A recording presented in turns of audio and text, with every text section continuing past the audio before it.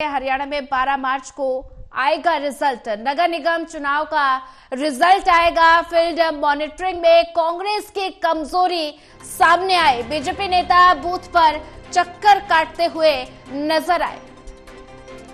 हरियाणा में 12 मार्च को आएगा रिजल्ट। नगर निगम चुनाव का रिजल्ट आएगा। फील्ड में मॉनिटरिंग में कांग्रेस की कमजोरी सामने आई। बीजेपी नेता बूथ पर चक्कर काटते हुए नजर आए।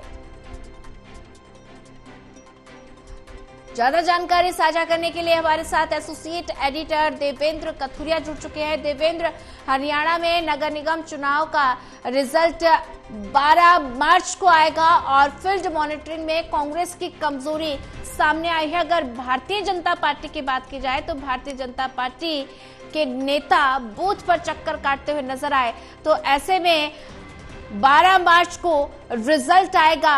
क्या लगता है, मुकाबला कितना दिलचस्प नजर आया? और कल ही नगर निगम चुनाव पानीपत में मतदान हुआ, वोटिंग प्रतिशत काफी ज्यादा कम रहा। अब रिजल्ट पर डिपेंड करता है क्योंकि 12 मार्च को रिजल्ट आएगा।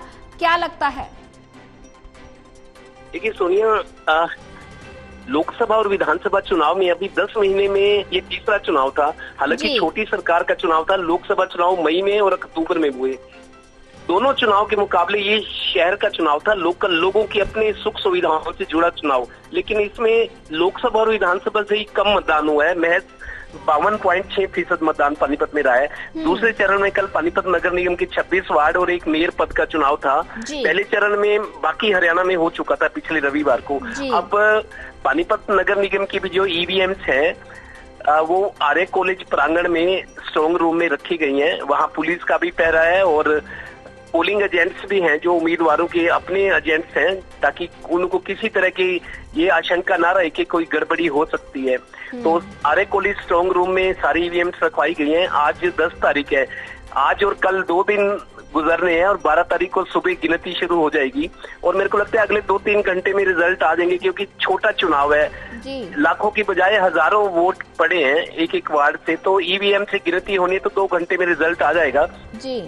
जहां तक अनुमान की बात है, संभावनाओं की बात है, देखिए बीजेपी शुरू से ही ठोस प्लानिंग, एक ठोस योजना थी उनकी और उसी तरह का उनका मॉनिटरिंग, उसका था, मैनेजमेंट अच्छी थी, सब तरह की पूरी तैयारी थी, रणनीति अच्छी थी। पूरी फौज, छोटे से कार्यकर्ता से लेकर मुख्यमंत्री तक मैदान में उतरे थे हरियाणा में। कांग्रेस में कोई बड़ा नेता नहीं आया। पानीपत की बात करें बाकी, और कांग्रेस की तरफ से प्रचार में रुचि नहीं ली गई। ये कहा गया कि गली मोहल्ले का भाईचारे का चुनाव है, इसमें कोई बड़े नेता का आना ठीक नहीं है। भूपेंद्र हुड्डा ने भी ये कहा भाईचारे का चुनाव है, लोग लड़े आपस में, जिसके साथ बहुमत होगा वो जीतेगा। लेकिन पानीपत की बात करें तो मुख्यमंत्री 2 बार आए हैं। कोमल सैनी जो बीजेपी प्रत्याशी थी मेयर पद की, एक बार उसका नामांकन करवाने और एक बार चुनाव प्रचार खत्म होने के एक दिन पहले पन्ना प्रमुख सम्मेलन को संबोधित करे थे, क्योंकि आशंका थी कि चुनाव प्रतिशत जो है, पोल प्रतिशत कम हो सकता है। दूसरा, मेयर को लेकर प्रतिष्ठा का सवाल था खुद सरकार के लिए, मुख्यमंत्री के लिए, इसलिए मुख्यमंत्री 2 बार आए। बीजेपी नेता मनोहर लाल भी आते रहे कई जगह पे, लेकिन कांग्रेस के बड़े नेता नहीं आए। उनका कहना था हम इस चुनाव में हमारा मतलब नहीं है दखल देने का। तो कुल मिलाकर विपक्ष पूरा एक तरह उदासीन था। इनेलो, जेजेपी और आम आदमी पार्टी दिल्ली की हार के बाद कहीं खास नजर नहीं आए। दस्तक देने वाली बात मतलब बामुश्किल दिख रही थी। कांग्रेस थोड़ी बहुत जगह पे पानीपत में मुकाबला करते हुए दिख रही है। कुछ वार्डों में करीब आधा दर्जन वार्ड ऐसे हैं जहां कांग्रेस के प्रत्याशी टक्कर में है। लेकिन गौर करने लायक बात ये भी है सोनिया कि बीजेपी के जो बागी हैं 5, उनमें 3-4 की चर्चा है कि चुनाव जीत सकते हैं। अच्छी फाइट दी है बीजेपी के बागियों ने, जिनका टिकट काटा गया था।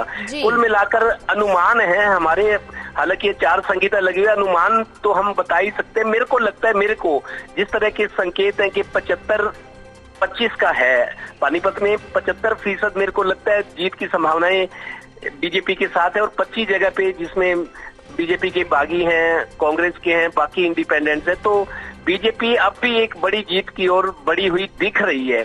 लेकिन ये है कि कई इलाकों में डेंट भी पड़ा है बीजेपी को, और ये चुनाव परिणामों में सामने आएगा। उसमें जैसे बागी खड़े हो गए 5 वार्डों में, तो बागियों का जोर था, जो बीजेपी के बागी हैं। जाहिर है वो 5 साल पार्षद रहे हैं तो उनका प्रभाव तो रहा होगा, और टक्कर भी उन्होंने दी है। तो इसका मतलब ये है कि बीजेपी को वहां चोट लग सकती है बागियों वाली जगह पे। और कुछ कांग्रेस कुछ मजबूत है कुछ वार्डों में, उनमें कुछ जीत कर अगर आते हैं तो एक अच्छा विपक्ष होगा।